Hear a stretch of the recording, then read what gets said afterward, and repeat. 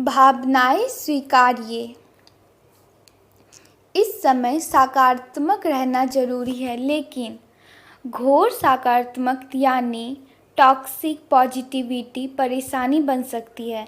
इसका मतलब है कि चाहे जो भी हो जाए, आपकी नौकरी चली जाए, घर में कोई अनर्थ हो जाए, आपका मकान चला जाए, फिर भी सकारात्मक रहना होगा। ऐसी सकारात्मकता हिंसक होती है क्योंकि वह आपकी भावनाओं को नकार रही है। वे भावनाएं जो वास्तविक है, तथ्य है। उदाहरण के लिए किसी की नौकरी चली जाए तो लोग उस पर सकारात्मक रहने का दावा डालते हैं। वह खुद पर सकारात्मक रहने का दावा डालता है, जिससे उसकी वास्तविक वेदना दब जाती है। बार बार ऐसी बातें कही जाएंगी कि कृतज्ञ रहो कि तुम्हारे घर में किसी की तो नौकरी बची है, या दूसरे के पास तो इतना भी नहीं है, या कम से कम तुम्हारे सिर पर छत तो है। कृतज्ञ रहो, कृतज्ञ रहो, यह मंत्र जपा जाता है। कृतज्ञता बुरी नहीं है, लेकिन साथ में यह भी याद रखना चाहिए कि उससे मेरी वेदना तो नहीं जा रही। कृतज्ञता एक चीज़ है और नकारात्मक भावनाएं दूसरी चीज़ है। हम सोच रहे हैं कि हम सकारात्मकता पर ध्यान देते रहे तो यह वेदना कम हो जाएगी, लेकिन अगर शरीर को चोट लगी तो क्या सिर्फ यह सोचकर कि मेरे पास क्या क्या है वह चोट ठीक हो जाएगी? सकारात्मकता रहने का मतलब यह नहीं है कि इससे मेरी मानसिक वेदना चली जाएगी। सबसे पहली बात यही है कि इस वेदना को, इस दर्द को स्वीकार करना होगा।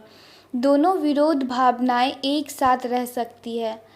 हम सकारात्मक और कृतज्ञ रह सकते हैं, साथ ही हम में वेदना भी हो सकती है कि हमें कुछ खोया है। हमने देखा है कि घर में दुख का क्या नकारात्मक माहौल तो, लेकिन उस बीच कोई बच्चा कोई शरारत कर दे या प्यारी बात कर दे तो हमारे चेहरे का मुस्कान आ जाती है। यानी दोनों भावनाएं साथ में होती है। आज के समय में यह जानना बहुत ज़रूरी है कि सकारात्मक रहने का दावा हमें नकारात्मक बना रहा है। दूसरी बात, स्वीकार करें कि मुझे वेदना है, दर्द है, नकारात्मकता है और यह ठीक है। ठीक ना होना भी ठीक होता है, क्योंकि समय ऐसा है, हम जानते हैं कि थोड़े समय में यह बुरा वक्त जाएगा, पर भावनाओं को स्थिर होने में समय तो लगेगा। खुद को थोड़ा समय दें।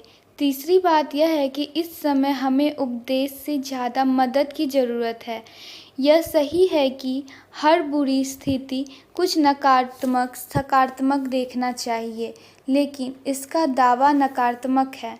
इसलिए हमें उपदेश की जगह किसी के कंधे की ज़रूरत है, जिससे दिल की बात कह पाए। कोई ऐसा जो हमारे बारे में राय ना बनाए, भले ही समाधान ना दे, लेकिन बात सुने। उस सुनने से ही हमें अपने नकारात्मक भाव से बहुत राहत मिलेगी। इसी पर हम किसी की बात सुने। अगर भावनाएं साझा करने के लिए कोई नहीं है तो भावनाओं को किसी डायरी में या मोबाइल में लिखें। लिखने से भी अंदर की नकारात्मक ऊर्जा कम होती है। भावनाओं को अंदर दबाकर ना रखें।